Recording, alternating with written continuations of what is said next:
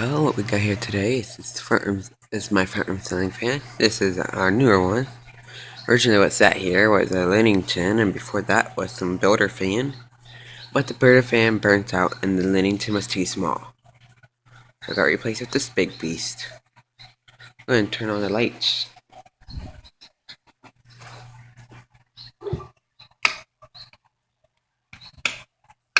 None of them on. Let's turn all three on. Guess I gotta do it by the chain. Guess someone pulled the chain last night or something. There, that's better. You can see the light does work, and currently which inside of there are two compact fluorescent lamps. Oh yes, because we all like having mercury in our house, totally. So when it breaks, you can inhale the mercury and poisoning and die. That sounds perfect. Turn the fan on and start with high. Man, I really am short.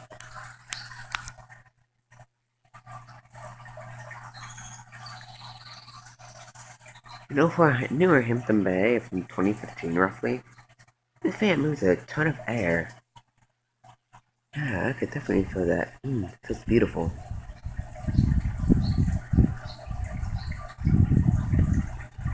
Camera may not pick it up, I'm not sure if it will or not, but slight wobble to it. It's not as bad as when it was first installed, but we put a balancing kit on it, and that fixed everything up. Well, at least 90% of everything with this fan. Put it on medium. Actually, the only thing you may notice if you look at it from the side over here is that the light kit is slightly slanted on it. It's like impossible to fix. You try to fix it and it got cinched the other direction. I think it's just a defect with the plastic wire on it, specifically that light diffuser. Still moves a decent amount of air on medium. It's about 52-inch, by the way. It's a hampitonbay unknown. When they have the box for it in the garage, I'm just too lazy to go look at the box.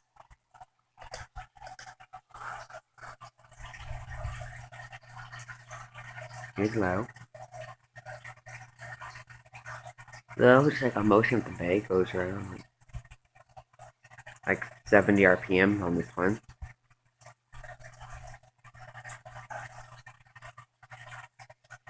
That's tricky to heart rate person. But you know what? Hampitonbay system is good. Turn it back off. You may notice the thin hampitonbay pendant it has on it. Hampitonbay on the cover breeze decided to go off then, sort of like what Westinghouse does. There's a certain Westinghouse does thin pendants too. Go ahead and show you how to box the back.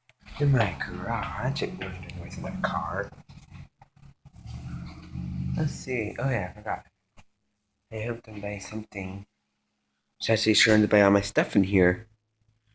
There's my computer thing I forgot to make a video of. Well, dang, I can't show the brand because there's clutters here. This TV came out of weird. This power supply came out of a weird projection. This power supply came out of a printer. This is a phone modem board. This is a logic board to a projector. This here is a power supply. I think it's like a 85-watt power supply made by Tigger. Got the main logic board right there. You got a DVD-ROM and a hard drive. Took all the fans off and went to some of that and build something soon. Oh, I guess how much to show you my fan. God damn it. Well, here's my one of my working projects here. It's a fan and a thermostat. This is an air conditioner controller, and apparently I need a compressor and condensing and the condensing coils for that. If anybody has a clue where I can find one of those that are working, please let me know. I believe this is a Samsung, if I'm not mistaken, but I could be wrong. Well, I took the motor, the fan stuff out of. The original compressor was toast in it, so yeah. Go ahead and make this a blog and a ceiling fan video. 2 in 1, right? Oh, sounds fun. And here's my hard drive and CD-ROM drawer. I got 2 laptop hard drives over there, laptop DVD-ROM, a floppy drive, got some floppy diskettes in here, another floppy drive. These ones came out of an old Mac machine.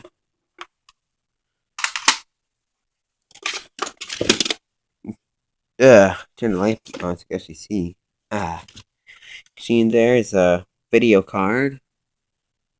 Got a Toshiba, I think that's a terabyte drive. You got two CD-ROMs under each other. We got a RAM stick there, some VCR motors because I do like collecting those. Another floppy drive. Yeah, this is definitely cluttered.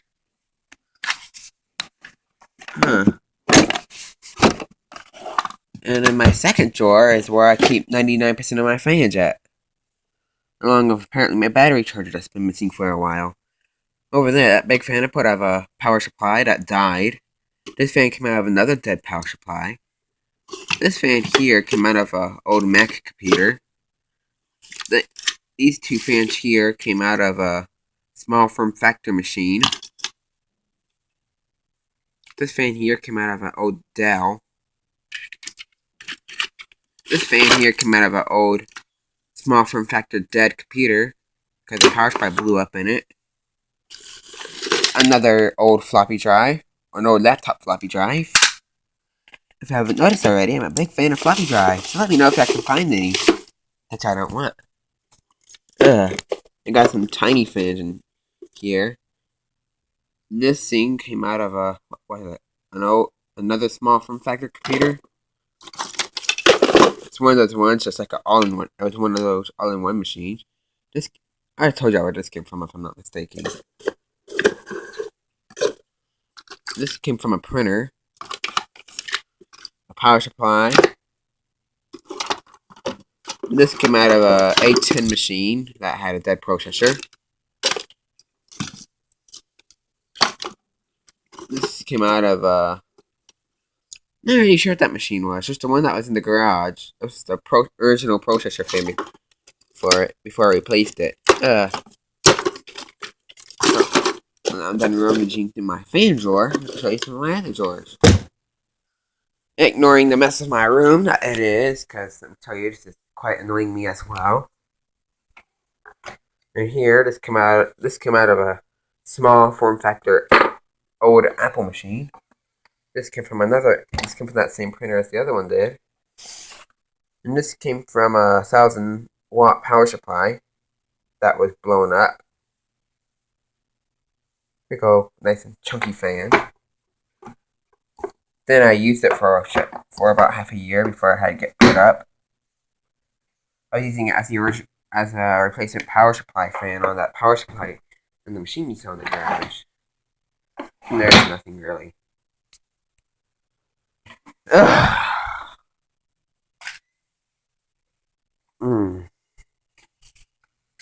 Now to the place I've been sleeping for quite some time. This is just a simple thermostat. I'm making a teardown video of that probably. Back into my garage of random miscellaneous junk. This is a machine I plan on building soon. It is an older Asus system, made in 2005.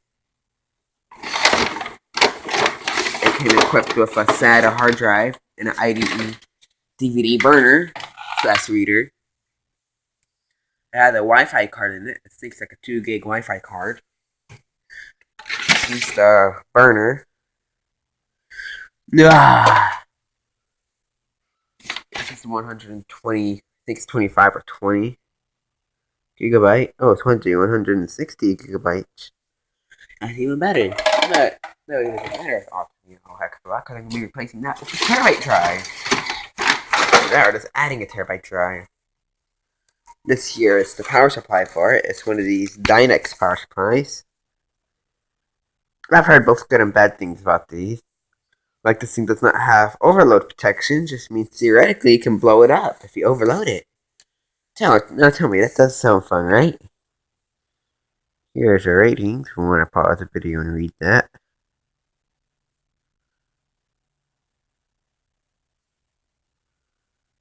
Seeing as -12 plus 5 plus 5. I think this thing has a -5 rail on it. There I go. Yeah, and there is an older video card. This came out of the Odell, if I'm not mistaken. And here's the phone modem card that came with it. I never knew why people who sold computers always included these modem cards if most people never use them. Be interesting to find out. And then there's just some cables and a bar. Go ahead and toss the stuff back in here. I always wondered why they always included the phone modem cards. Give me a second. I will continue a part 2 on this. I'm busy right now, so I'll continue this later.